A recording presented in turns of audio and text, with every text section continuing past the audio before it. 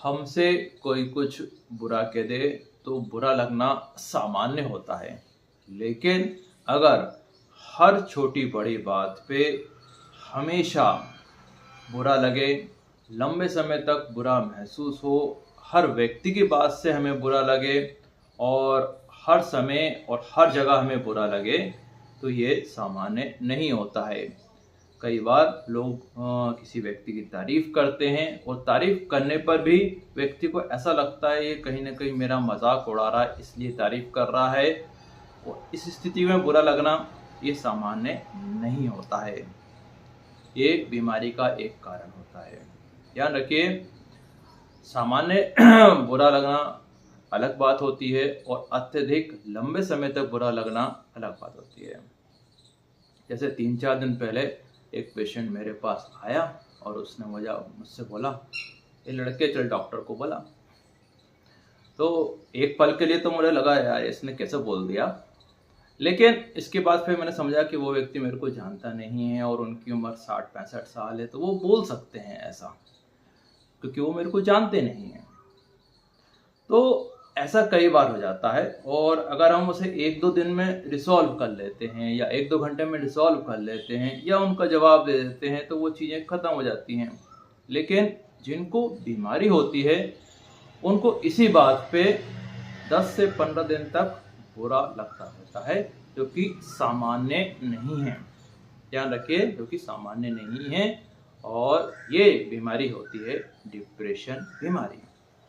Depression बीमारी को अधिकतर लोग डिप्रेशन बीमारी को अधिकतर लोग दुख या उदासी समझते हैं, लेकिन चिकित्सा विज्ञान में यानी मेडिकल साइंस में ऐसा नहीं है।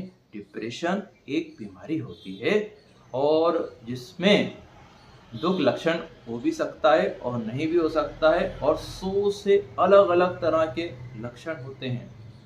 तो बुरा लगना, किसी की बात का बुरा लगना और हर छोटी बड़ी बात पे बुरा लगना और लंबे समय तक बुरा लगने वाली फीलिंग आना, महसूस होना, 3 से 4 दिन तक वही विचार आते रहना और महसूस होते रहना कि यार उसने मुझसे ऐसा क्यों बोला, और ऐसी छोटी छोटी बात जिस पे बुरा नहीं लगना चाहिए उन पर भी बुरा लगना डिप्रेशन बीमारी का लक्षण होता है। देखिए, डिप्रेशन बीमारी के लक्षण के बारे में आपको डिटेल में रोज़ हम इसलिए बताते हैं कि अगर आप इनको शुरुआत से ही पकड़ लें, जैसे जो खरपतवार होती है ना, खेत में गाजर घास होती है, उसको अगर शुरू में ही आप उखड़ के फेंक दो तो वो उसे साफ करना आसान होता है। वैसे ही डिप्रेशन बीमारी में है, जैसे ही वो शुरुआत में चालू हो रही है ना, उसको समझ लो और उसको रिसॉल्व कर लो। अगर आपने इस फीलिंग को ध्यान नहीं दिया और आपको ये फीलिंग चलती रही और ऐसे अगर 3 से 6 महीने हो जाते हैं, तो फिर व्यक्ति को दवाई गोलियों की ज़रूरत पड़ती है और बहुत नुकसान होता है। कई बार आर्थिक नुकसान बहुत ज़्यादा हो जाता है, और कई बार जो अगर इनकी शादी हो चुकी है उनकी डिवोर्स तक की नौबत आ जाती है। कई लोग इसमें नशा चालू कर देते हैं कि बुरा लग रहा है चलो नशा कर लेते हैं, फिर नशे की आदत पड़ जाती है। तो ध्यान रखिए, इस पॉइंट को कैच कीजिए कि अगर हर छोटी बड़ी बात पे रोज बुरा लग रहा है, किसी की बात से भी, जिस बात से हमें बुरा नहीं लगता था, जिनकी बातें सुनने से हमें बुरा नहीं लगता था, जिनके मजाक से हमें बुरा नहीं लगता था, उनकी बातों से हमें बुरा लगने लगे, बुरा महसूस होने लगे और लंबे समय तक ये फीलिंग बनी रहे, और तो ये डिप्रेशन बीमारी का लक्षण होता है। ध्यान रखिए, डिप्रेशन बीमारी और पागलपन बीमारी दोनों अलग होती हैं। डिप्रेशन बीमारी हमारे मूड की बीमारी होती है, जिसे हम आसानी से रिसॉल्व कर सकते हैं अगर हम इसको शुरुआत में ही पहचान लें। और अगर हम इसको रिसॉल्व यानी सुलझा नहीं पा रहे हैं तो घबराएं नहीं, मदद हर जगह उपलब्ध होती है, हमें बस ढूंढने की ज़रूरत होती है। आपको अगर विचारों में आपको रिसॉल्यूशन यानी सुलझापन नहीं आ पा रहा है तो आप निकटतम डॉक्टर के पास जाएं, रजिस्टर्ड डॉक्टर के पास जाएं और उनको आपकी प्रॉब्लम्स बताएं। वो फिर मैच करेंगे कि आपको दवाई की ज़रूरत है या नहीं है, या सिर्फ समझाने की ज़रूरत है।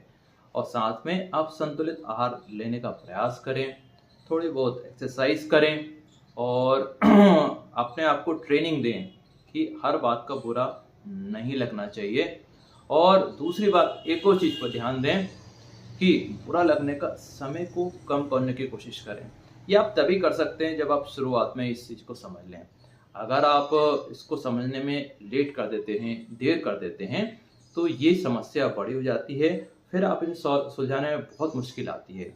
इसके लिए आपको फिर दवाई की ज़रूरत पड़ती है, डॉक्टर की ज़रूरत पड़ती है और लोगों की मदद ज़रूरत पड़ती है।